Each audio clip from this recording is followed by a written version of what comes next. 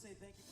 Jesus, we reflect you, and Jesus,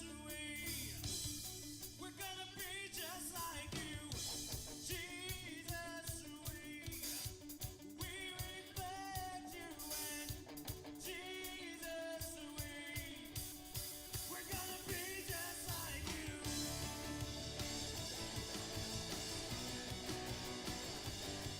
Yeah.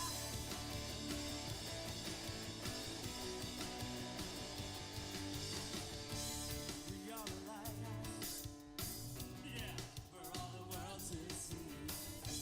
When they look for you, let them find you in me. We're a reflection, a mirror image of you. No matter where we are, we're gonna be the ones who that's not me yet. I'm gonna live my life. Be what you want me to be. Jesus, we reflect you, and Jesus, we're gonna be just like you. Jesus, we reflect you, and Jesus, we're gonna be just like you.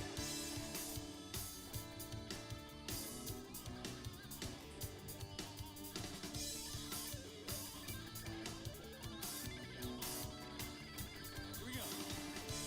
We are a lighthouse for all the world to see. When they look for you, let them find you in me. We're a reflection, a mirror image of you. No matter where we are, we're gonna be the world. That's not me, yeah. That's not me, yeah. I'm gonna live my life. Be what you want me to be. Jesus, we reflect you, and Jesus, we're gonna be just like you. Jesus, we reflect you, and Jesus, we're gonna be just like you. Yeah.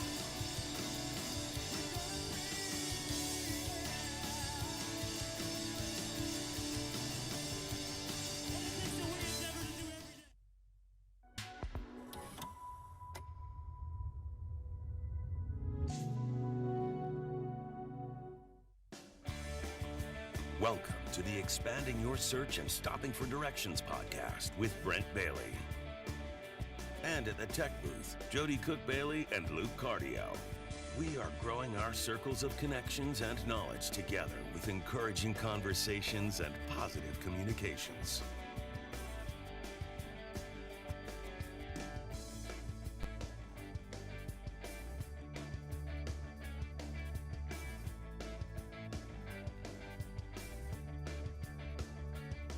And now, Brent Bailey.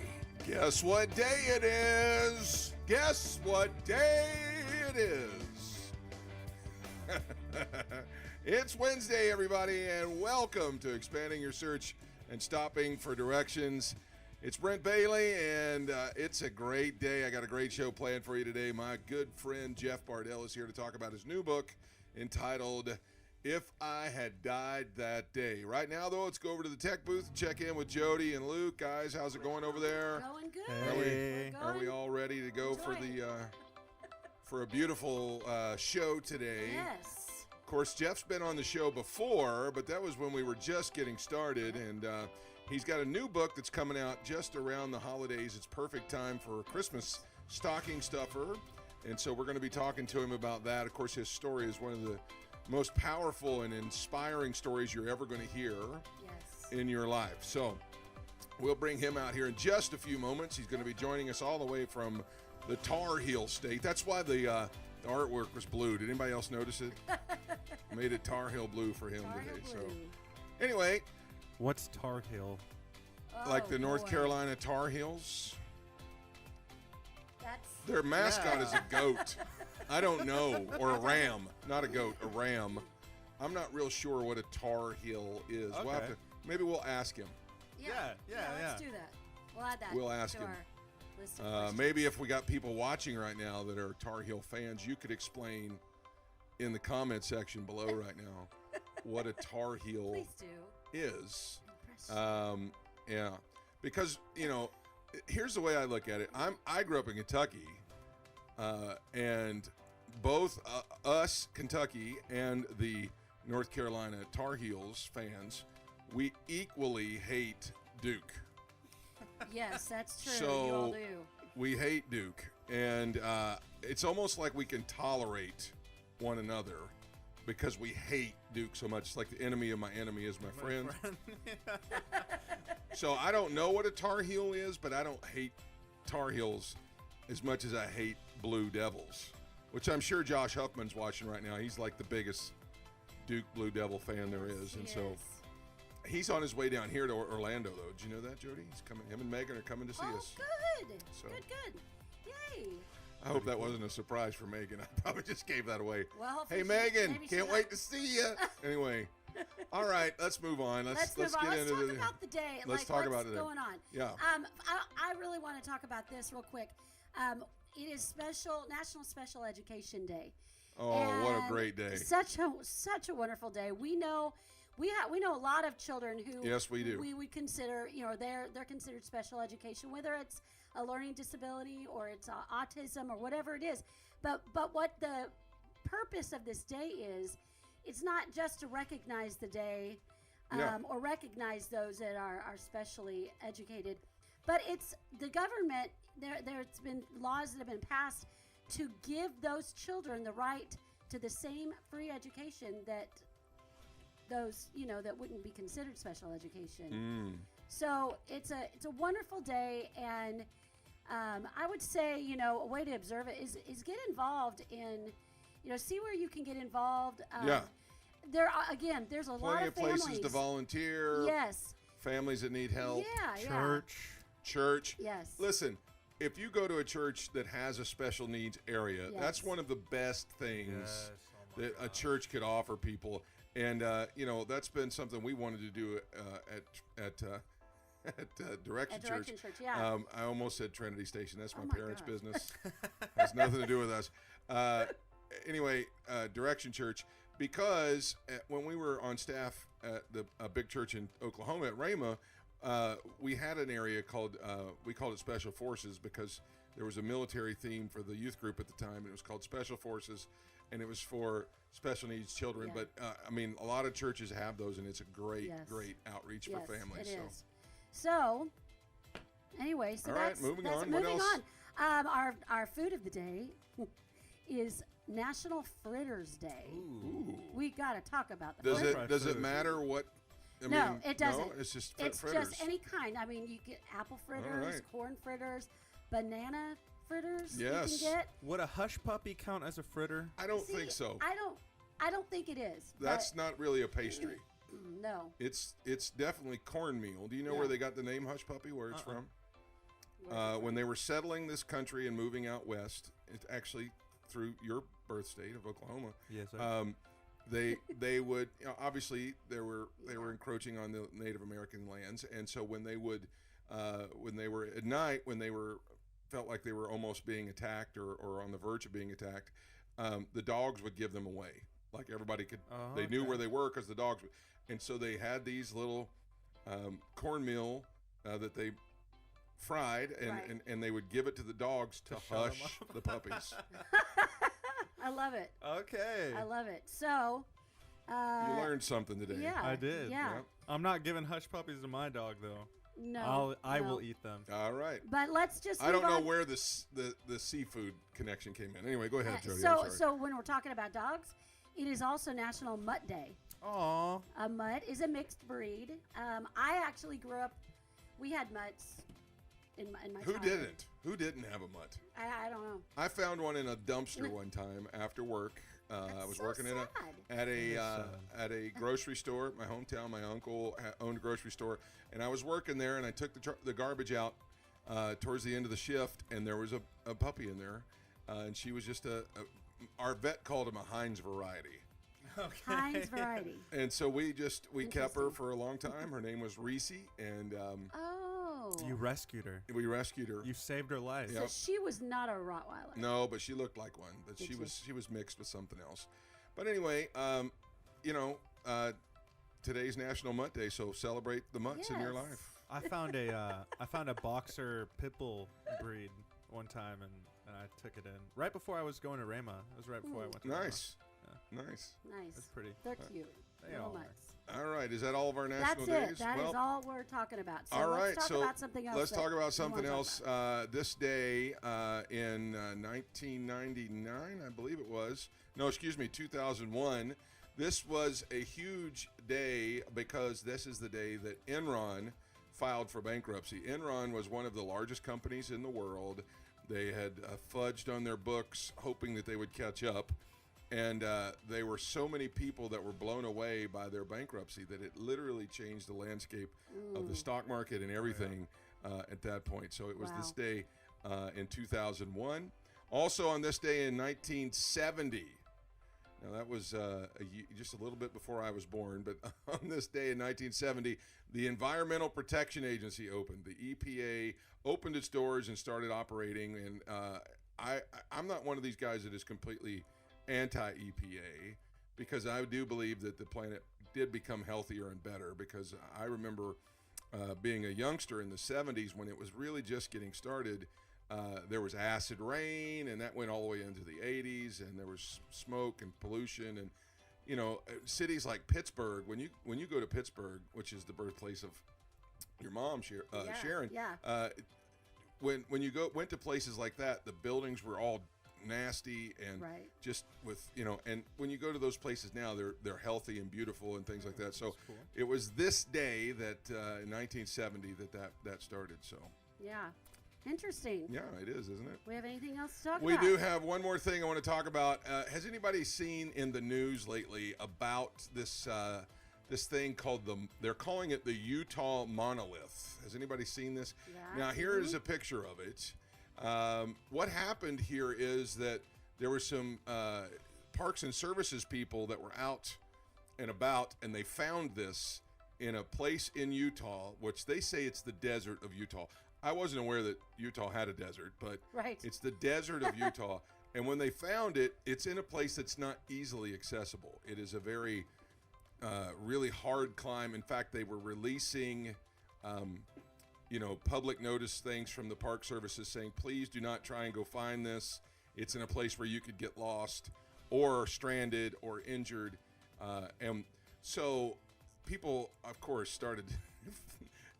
You can't tell the public what to do. So they went on and they started finding it, and they found pictures of it on Google Earth from all the way back in 2016.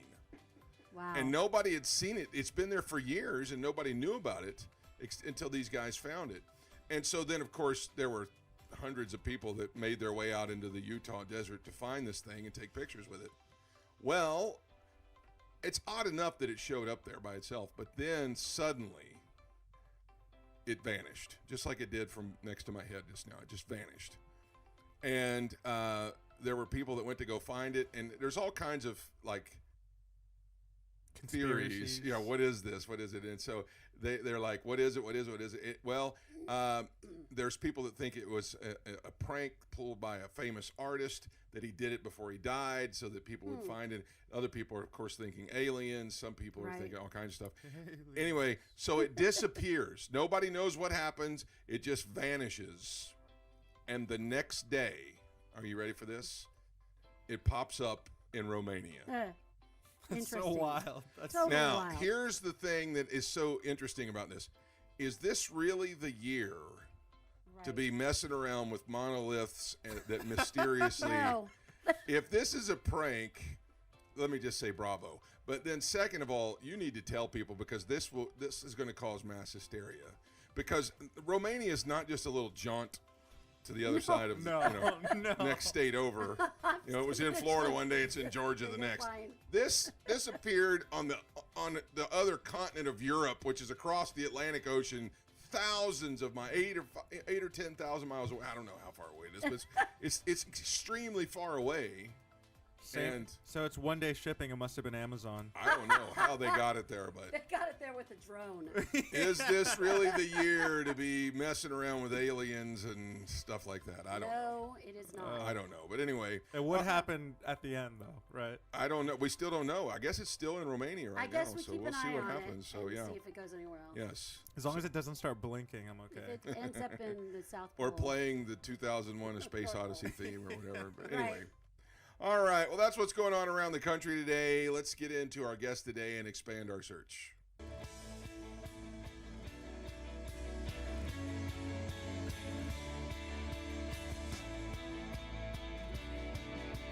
I'm really excited to have my friend back on the program today. He is got one of the most inspiring shows. Yes, I'm prophesying right now. He has one of the most inspiring stories that you're ever going to hear. I've known Jeff for a long time now. We met in Tulsa, Oklahoma. We were both at Rhema. I was working there. He was a student there.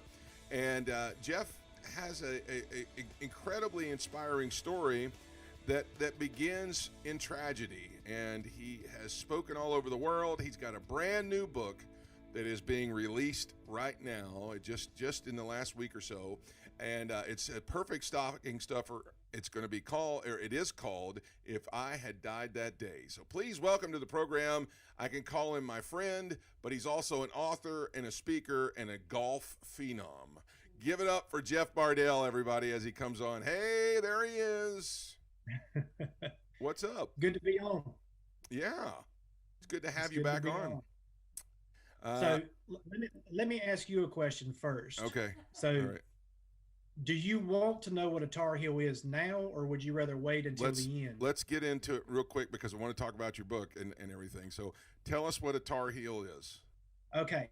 Now, you know how rumors go around, how this is what it means, that what it means. This is what I was always told when I was young, growing up as a kid. In North Carolina.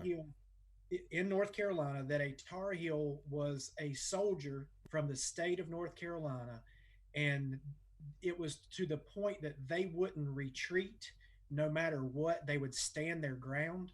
And so they said it's like they have tar on their heels. And so that's where Tar Heels came from. What? Now, that is the Jeff Bardel translation. If you look it up and Google says something different, Google's probably wrong. Okay. Well, I'm going to go with somebody that lives and born and raised and eats and breathes North Carolina. I'm going to go with your definition of it. So, but now here's the question. What does the ram have to do with it? I think it's just one of those things that you have schools that they have a mascot that, okay, you're not going to walk around as a foot. So like you look at these different things, all of these different schools, and they have kind of an abstract mascot. Yes. Like, okay, well, you know, we can't walk around as a hill topper. Maybe let's just make up a reason. I'm going to say it's because they have black hooves and it looks like they have tar on their heels. So no, I'll go with that. Okay, I'll go with that. That's the official, unofficial version of it. So anyway, And if Google doesn't agree with that, Google is wrong. That's right. That's right. All right. Well, Jeff, I'm really excited that you're back on the program, and really you've done so much since we talked last. You are recovering right now. I don't know if you want everybody to know, but you're recovering right now from shoulder surgery. And the reason I bring that up is because in the story of your life, that actually adds a layer of complication to things, doesn't it? A major layer of complication. I lost my arm, this one, when I was 18 years old. And in the accident where I lost my arm, I was getting pulled into a machine called a screw auger. And as I was being pulled into the auger, I grabbed onto the outside of the auger with my left arm to try to slow my descent into the machine. Well, as I was being pulled in, my right shoulder was dislocated as my arm was getting wrapped on the inside of the machine. My left shoulder dislocated as I was being pulled in because I was holding on to the outside. So between those two things, I ended up dislocating both shoulders. And since my accident, that was July 22nd, 1993, since that day, I've dislocated my left shoulder probably 30 to 40 times. And the last time I dislocated it this year, I tore the labrum really bad. So I had to have shoulder surgery on my good arm. I've actually been in a sling for the last 2 weeks. I'm supposed to be in my sling right now. So to my surgeon, if you're watching, I apologize, but I just didn't want to wear it right now. But I've got to be in a sling for 6 more weeks. And then, thank God you married a nurse. Thank God. I mean, it's like for anybody custom built. And you are of the praying kind, pray for her. Don't pray for me. Pray for her. Because we have 3 girls, and now she's got 3 girls and me, and we have 4 cats and a dog. So she's amazing. Kelly, bless her, Lord. Bless Kelly, oh my soul, and all that is within me. She's amazing. All right, so let's talk about your story a little bit, because a lot of it is in the book. The book is the majority of your story, and it's, again, the book is called "If I Had Died That Day." If I would have died that day. And yes. Jeff, you lost your arm, as you said, and of course that in and of itself, we could just stop with that part of the story, and it's enough to make people shiver. But then you had to recover from that, and your life has just been a roller coaster of valleys and winds, or mountaintops, all the way through. Let's talk just a little bit about, let's give them an abbreviated version of the story. You lost your arm in the screw auger. So where do we go from there? I lost my arm in the screw auger. Ran about 75 yards, 50 to 75 yards with one arm, ran to an office where I knew there was a phone. Somebody saw me, called for help, load me up on shortly after that, an ambulance gets there. They load me up, take me to the local hospital where they did the best they could. But you know how local hospitals are, small hospitals, they aren't always equipped to handle a situation right. like I was dealing with. So they had already called for Life Flight to come down to take me to Duke University Medical Center, which we both know that is like the worst place they could have taken you. Yeah, that's like, hey, can you just please take me to the gates of hell and ask the devil to work on me? Isn't that what the campus is known as, the gates of hell? I mean, like literally. Well, it is to me. It is to me. Yeah. The time I was kidnapped after your wedding and taken there, I felt like I was being tortured. So. Well, I was with a buddy today, and he talked about how he went to a game at Cameron Indoor Stadium, and people have told me, you've got to go to a game there. I'm like, actually, no, I don't. Yeah. Yeah. No interest. Like, I can also, go jump off of a mountain with no parachute. See what happens. But no, I don't want to do that either. So they take you there, and that's where they're going to save your life.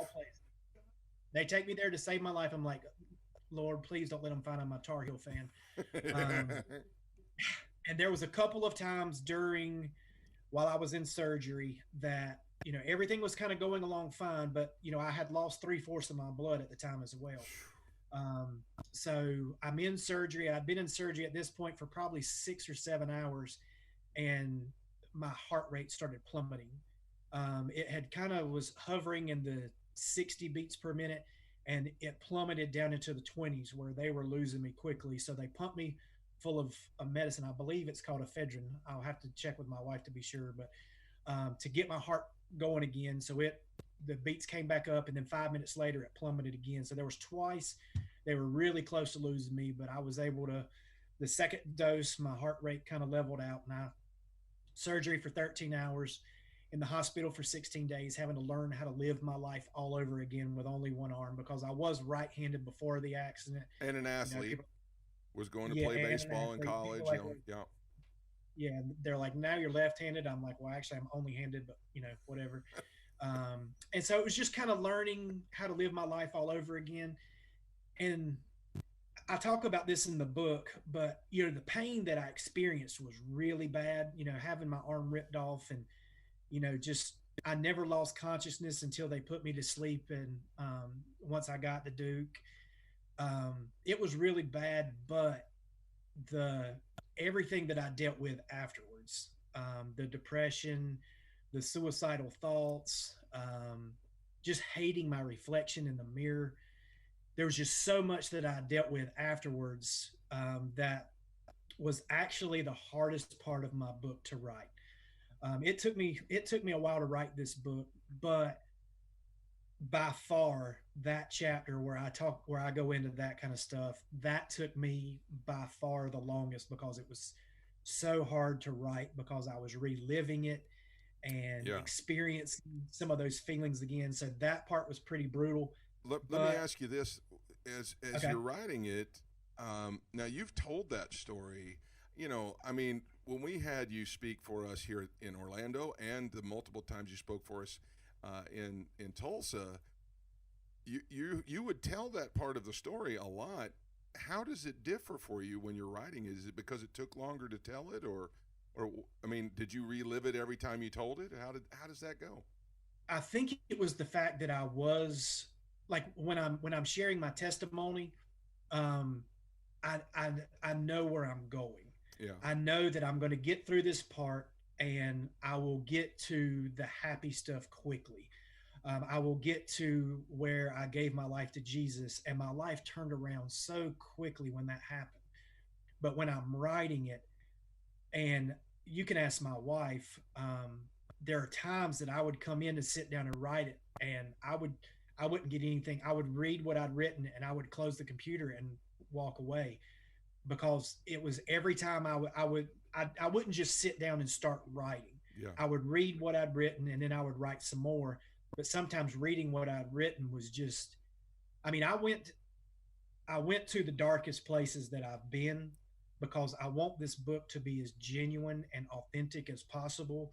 And hopefully when somebody reads it, if they're going through something similar, it might not be the loss of an arm, but it could be an experience that has triggered that. I'm hoping that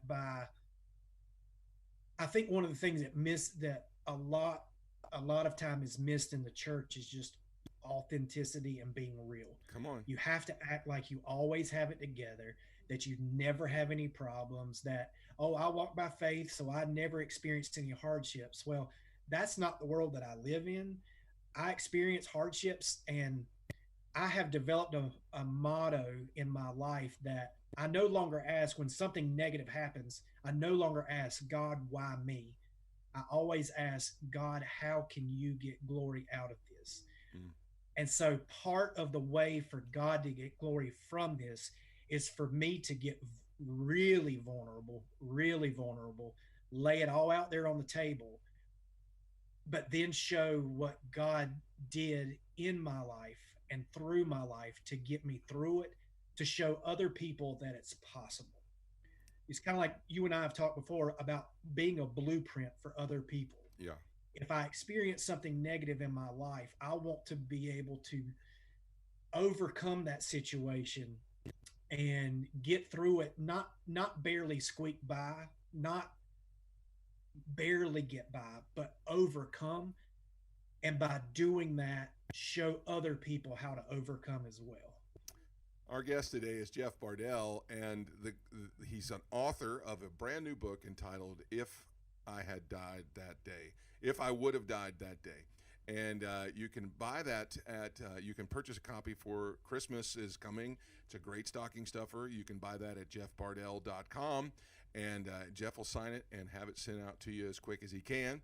I guess if we order it today, we're going to guarantee that they get it by Christmas. So if they order it today, it'll go out this week. Yeah. Guaranteed. So they'll get it. All right. So let's turn the corner real quick because we're going to run short on time. But I know that part of the story is so hard, and I know that even when you were writing it over these last years or so, there are days you would text our little group text and just say, "Guys, I'm really fighting some really dark things right now." I know that that's not hard to or not easy to tell that part of the story, but the great part is the story didn't end there, and that you went on to have a great career at Rhema. You worked there as a writer for years, which some people think, wow, one-arm guy riding, how does that work? I mean, you should see Jeff on the computer. It's impressive to see him cover the keyboard with one hand. But then you played golf. You were assistant golf coach, won a national championship there. Then you broke the record for the longest drive of a golf ball with one arm. Yes, sir. I mean, how does one wrap their mind around coming up from something like that to do what you did? Well, I believe this is one of those situations where it's good to have good people in your corner, because when it was my golf coach at Rhema who actually told me about the world record. It's Dean Tad Grigorich. He's the dean at Rhema Bible Training College, and his son got a Guinness Book of World Records for Christmas and saw the record in there, and he called me immediately and was like, "You can do this." And I'm like, the record at the time was 230, I think it was 236 yards and a little bit, maybe a couple inches or whatever. And he said, "You can do that." I'm like, but the thing was that doesn't count like the bounce and the roll. That counts from the point that you hit the ball to the point the ball first touches the ground. So bounce and roll doesn't count. I'm like, I don't know. That's a long way. And he's like, I've seen you do it. I've seen you do it. So I just went out and started practicing and just hitting golf ball after golf ball after golf ball. Dislocated my shoulder, as you well know, over and over again, but just really working towards breaking this record. And while I was out practicing one day, I was standing behind the ball and, picturing my shot. And I would always quote Philippians 4:13, I can do all things through Christ who strengthens me. And, Well, God yeah, always causes me. Because just swinging, I mean, playing golf in general, watching somebody with one arm play golf is impressive. We're not even talking about breaking a world record, but just to start there is enough. Right. I've gone to the driving range with Jeff and caddied for him when he played the one-arm championships here in Florida. People stop and watch no matter where it is. We're not even talking about hitting it a world record. I mean, you could come out there and hit it 20 yards and people are going to stop and stare. So you're there, and to quote that Philippians 4:13 it makes so much sense, because you're doing something that most people would think is impossible. Right. And part of the reason why too, I would quote that, it wasn't like a good luck charm. Like, hey, if I say this enough times, God will let me break the record. It was a reminder of why I was doing it. I was doing it to open doors to be able to share my faith. By breaking that world record, I have gotten into a lot of schools where I go in and I'll do a motivational message. I'll demonstrate my golf swing. I'll talk to them about, overcoming obstacles and stuff like that. And then we typically would partner up with a local church, and we would invite them out to a church event. And then we would have like an evangelistic meeting. And I've seen thousands of kids come to Jesus through doing events like that. So part of my reason for quoting that verse and quoting, God always causes me to triumph in Christ Jesus. Part of me doing that was that's what this is for. It's not about trying to get my name in the Guinness Book of World Records. It's about trying to broaden the opportunities, broaden the chance for the ministry to reach more people. And so that was kind of the whole reasoning behind trying to break the record in the first place, was just to do that. But the funny thing was, one day I was practicing, standing behind the golf ball, and God spoke to me out of nowhere. And it was really weird, because I don't want people to think God speaks to me all the time, but that's part of the reason why the name of my book is what it is. It was when another time God spoke to me. I'm not going to give that away. But one time I was standing behind the ball, and God said, "You sure are working awfully hard to get your name in that book." And I was like, "Yeah, I sure am." And he said, "But there's one book you didn't have to work at all to get your name into, and that's the Lamb's Book of Life." And so, like, right then I'm like, it doesn't matter if I get into the Guinness Book of World Records. Yes, it would be cool, but my name is written in the most important book ever. And so I know that for eternity, like, my salvation is sealed. And when I die, I'm going to heaven to be with my Jesus. Amen. So very quickly, you went and broke the world record, and then somebody broke your record, and then you broke it again. I remember we were working out, you and me and my cousin Aaron. We were working out at the gym, because you were wanting to break that record again, and so you did it. You did break the record, and what an accomplishment that is. But then that opened a lot of doors for you to even share with more people. You were on ESPN. You've been in a lot of press coverage and things like that. The Tulsa World did a big story on you, and it did exactly what you said it was going to do. It was going to open the doors for you to share Jesus with people, and it's an incredible story. And if you want more details about this story, Jeff's book is available right now at jeffbardel.com. It is called "If I Would Have Died That Day," and it is that you get to hear that the reason the name of the book is what it is all in the book. He gives you a really, really cool story that I've heard many times. How to do that. Jeff, before we wrap it up today, I know so many people have not necessarily lost their arm, but they've lost their job. They've lost all kinds of things in this crazy year this year. Speak something encouraging to them right now, because so many people are trying to rise up from the ashes right now. Right. Well, it's funny that you asked that question. I wasn't really expecting it, but as I've been going through this with my shoulder, basically for the last 2 weeks, I've been armless. I've been walking around with no arms, barely able to do anything, being humiliated at times. But in this process, I know what my next book is going to be about. And I love it. The gist of what it's going to be is, a lot of times our biggest setbacks set us up for our greatest comebacks. Woo.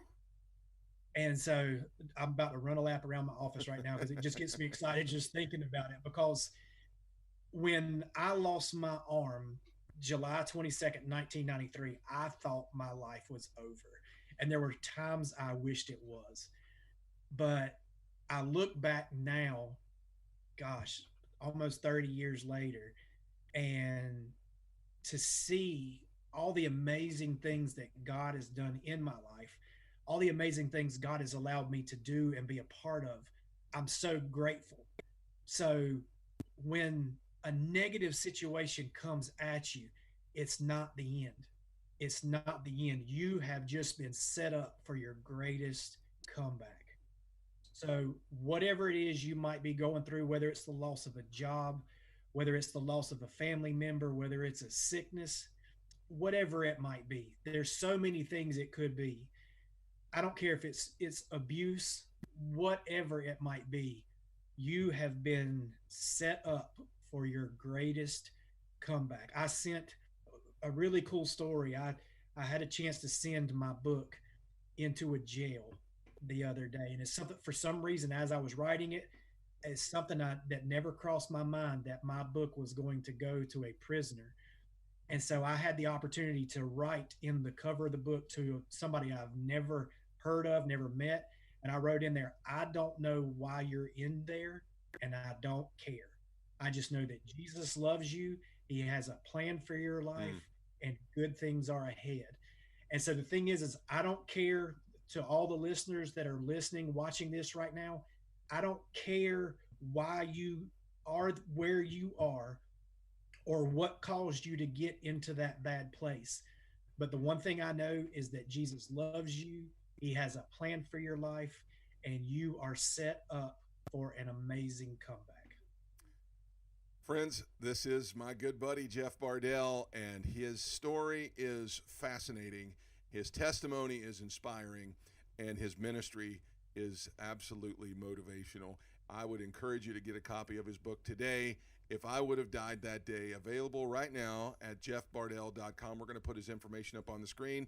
There it is, jeffbardel.com. You can follow along on Facebook and Instagram. Jeff posts quite a bit when he is out speaking at these places.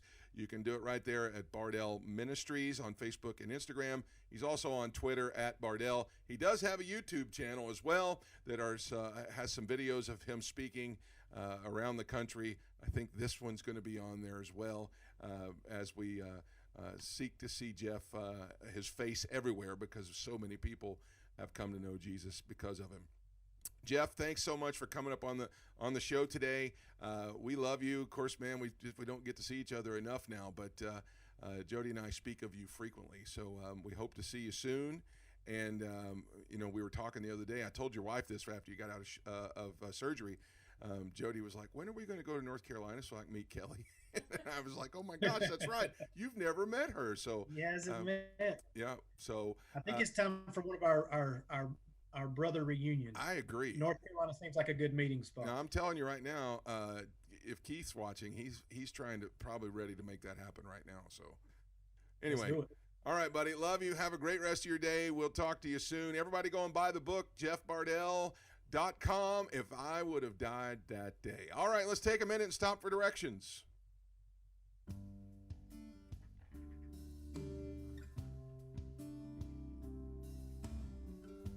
You know, as you think about a story like Jeff's, it's obviously it's marred by tragedy. It's the part that really gets your attention. And and I know Jeff well enough that some people, it bothers him when people think, man, that he's just defined by what happened to him tragically.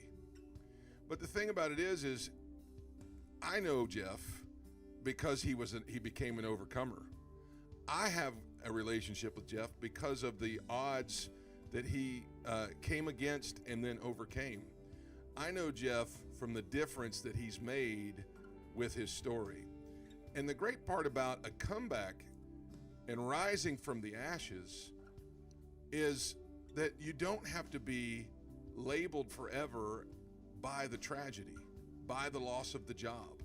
You don't have to be labeled forever by the death in your family or the death of the dream. You can be labeled by what you do after. And if you think about it, Jesus' life is very much the same way. Jesus had a very successful life, a very successful 3 years where literally thousands of people followed him everywhere he went. But then his life, towards the end, it ended in tragedy. He was arrested. His name was marred. He was thrown in jail. He was crucified like a criminal. And it was a lot of scandal around him in his life. Of course, he was doing that for us. But Jesus isn't just defined by him dying on the cross. Jesus is defined by the fact that he rose again. And that's what makes him powerful, and that's what makes him Lord, and that's what makes him make the difference in your life. Don't allow your life to be marred by tragedy and defined by tragedy. Come on, be defined by what you do out of that tragedy. When you do that, that's when you make the greatest difference in your life. That's going to wrap it up for the program today. I want to thank Jeff Bardel for coming on and sharing his incredible testimony. Again, if you'd like to get a copy of his book, you can do that at jeffbardel.com. It's called If I Would Have Died That Day. I want to thank Jody and Luke for another great program. Good job over there, guys. Thank you so much for being with us today. Make sure you're with us for the next show. We've got another great guest in the pipeline for you, and it's going to be a great one. I hope you found what you were looking for today as you took the time to expand your search and stop for directions. Have a great day, everybody. Thanks for joining us today. Connect with us on @ExpandingYourSearch on Facebook and Instagram and @ExpandingSearch on Twitter. Relive any of our episodes on YouTube. We're available wherever podcasts are found, including Spotify, iHeartRadio, Apple Podcasts, and Google Podcasts. You can also download the Direction Ministries app on iOS, Android, Apple TV, Roku, and Amazon Fire. Take some time today to expand your search and stop for directions.